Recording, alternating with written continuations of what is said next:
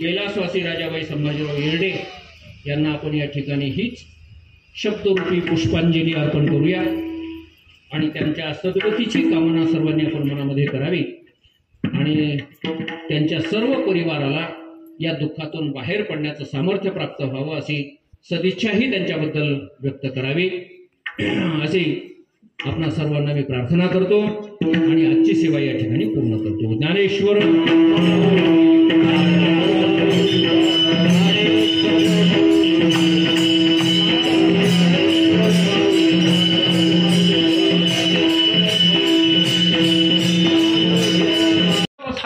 प्राप्त होईल अशा प्रकारची कर्म लागलेली असते आणि त्या साधकासाठी या परमोच्च अवस्थेचं वर्णन तुकाराम महाराज या अभंगामधून करतात की बाबा रे, आम्ही ज्या स्थितीवर पोहोचलेले आहोत, ज्या अवस्थेला पोहोचलेले आहोत, ती अवस्था म्हणजे कोणती अवस्था आहे माहिती आहे की या ठिकाणाहून हे सगळं जग, हा सगळा पसारा, हा सगळा देखावा भासमान दिसतो आहे अशा जागेवर आम्ही उभे.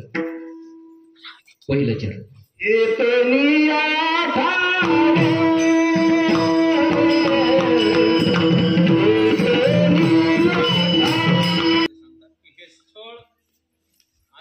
अचळ धरून राहिलो म्हणजे हे स्थळ आता आम्ही पुन्हा कधी सोडणार नाही असं हे घट्ट पक्क धरून ठेवलंय असा एक अर्थ होतो. आणि दुसरा एक अर्थ होतो की अचळ असलेलं हे स्थळ आम्ही धरून ठेवलेलं आहे. म्हणजे एकदा त्या स्थळाकडे अचळ शब्द लावा आणि एकदा त्या धरण्याकडे अचळ शब्द लावा. कसं धरलंय? अचळ धरलंय म्हणजे पक्क धरलंय. कसं स्थळ आहे तर अचळ स्थळ आहे किंवा एकदा अचळ हा शब्द दोन्हीकडे लावला तरी चालतो. अचळ असलेलं स्थळ आम्ही अचळ धरून राहिलेलो. मराठी भाषा फार कधी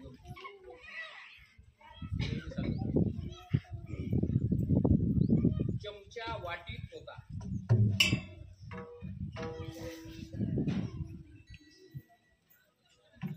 वाटी चमचा वाटीत हा एक अर्थ झाला. पुन्हा थोड्या वेळानं ते पोथी वगैरे कीर्तन वगैरे संपलं. कीर्तन संपेपर्यंत चमचा काय होता? वाटीत.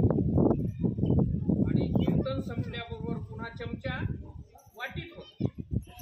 वाटीतला प्रसाद वाटीत होता.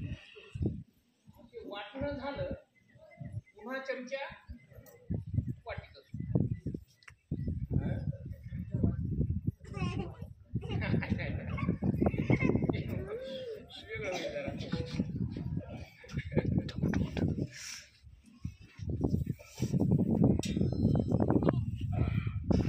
एकाच वाक्याचे असे तीन तीन अर्थ आपल्याला बघायला मिळतात. तसंच दुसरे एक वाक्य असं आहे, सुताराने दांडी वाकडी बसवली. सुताराने दांड्या वाकड्या सुताराने दांड्या वाकड्या बसवल्या. सुताराने दांड्या इथं थांबायचं. वाकड्या बसवल्या म्हणजे कशा बसवल्या?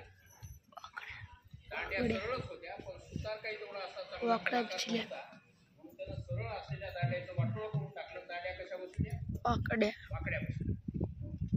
आता दुसरा अर्थ, सुताराने दांड्या वाकड्या सरळ बसवल्या.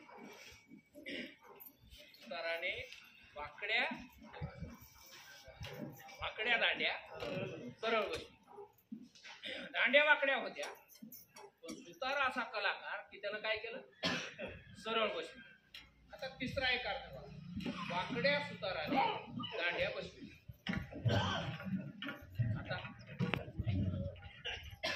आता सुताराच वाकडा. वाकडा हा शब्द तिन्हीकडे लावू शकतो. सुताराकडे लावता येते, दांडीकडे लावता येते आणि बसविण्याकडे लावता येते.